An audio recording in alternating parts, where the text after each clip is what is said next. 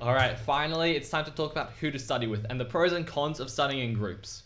First of all, if you're ever going to study in a group, make sure you study with people that are going to inspire you to do better. There's no point going out to study in a group in a library or at school if there's always that one or two people that never want to study and they're going to distract everybody else. And it's a complete waste of time. Make sure that everyone that goes is actually keen and motivated to study. For example, there's only one guy that I've been able to properly study with throughout the whole IB.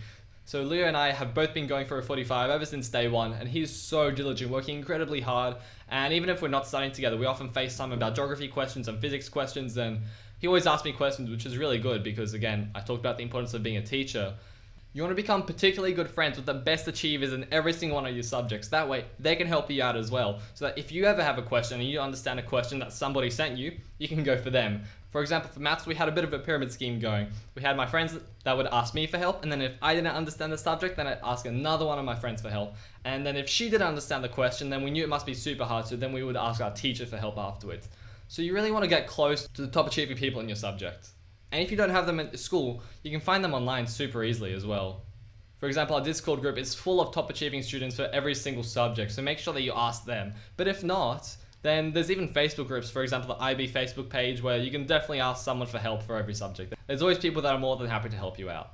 Alright, back to studying in groups. Sometimes it's actually really helpful, especially for essay-based subjects, to be able to brainstorm and think of ideas on how to tackle the questions.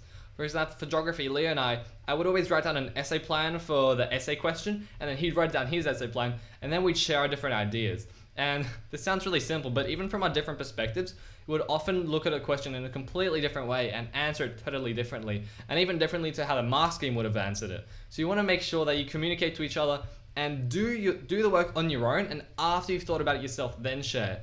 For example, if Leo knew a case study of an integrated drainage basin super well off the top of his head, but I had no idea, then he would just tell me the answer straight away and I wouldn't be learning anything. Instead, you have to put your brain to work, see what you do and don't know, and once you've done the work on your own, then you want to share it with each other.